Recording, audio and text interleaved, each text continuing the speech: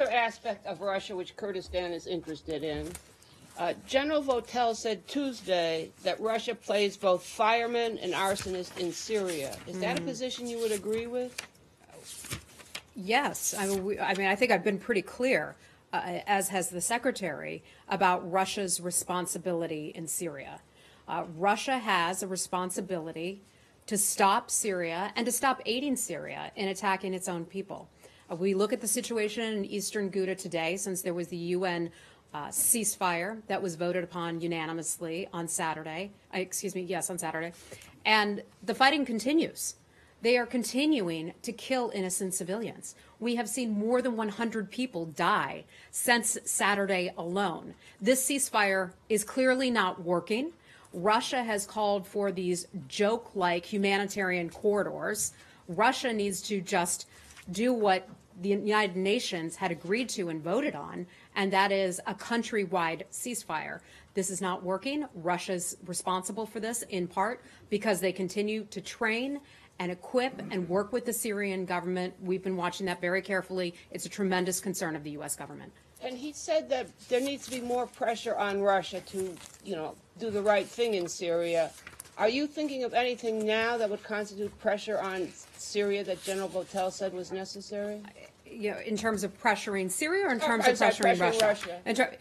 We are having conversations with the Russian government. I can tell you that. The United Nations is having a series of meetings where they're talking with other countries, like-minded countries, on exactly what is going on in Syria right now. You recall the Secretary signed on to the chemical weapons program that France put together about a month ago or so. They are expected to hold their next round of conversations sometime in March, sometime later this month. So there are a lot of different ways that we are keeping a close eye on this. What we do, I've said this before out of this building, is diplomacy. We will continue to reach out to many like-minded countries. Let me remind you of the 15 countries that signed on to the ceasefire resolution over the weekend.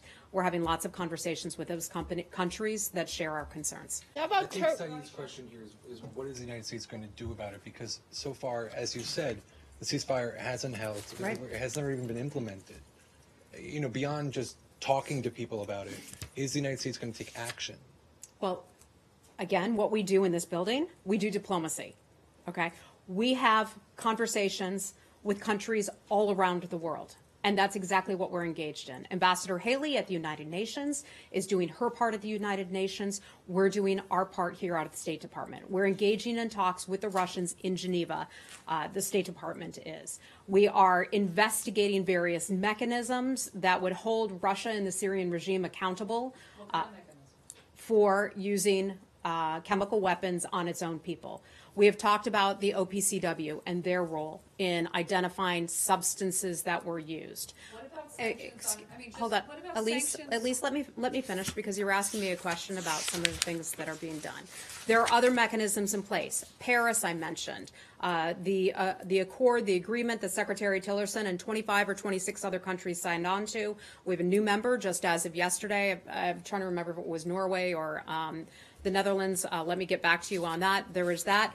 A lot of these meetings are happening. We will hold Russia accountable and hold Russia responsible. And let me again urge you, I know a lot of you are so obsessed with Russia and what Russia did in the United States in the 2016 elections. I would urge you to show your outrage. Hold on. That's true in this room. Hold on. I would assure you. Maybe in some other briefing rooms. Okay, maybe in other briefing rooms. But let me ask reporters to turn that around, to ask about Russia's role in influencing or trying to influence the 2016 elections.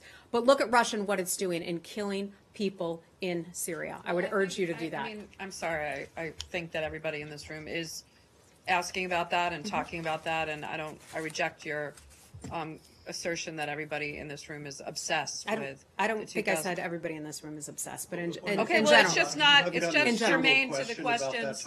It's not germane to the question at hand, and the question at hand is, what is the U.S. going to do to hold Russia accountable when, in the past, the U.S. has imposed sanctions on Russia for its actions in Ukraine? Are there sanctions not just for chemical weapons, but are there sanctions being considered for supporting the Syrian regime for its barrel bombing of civilians in eastern Ghouta? You know we never forecast sanctions, but I can tell you there are a lot of options that are now being considered.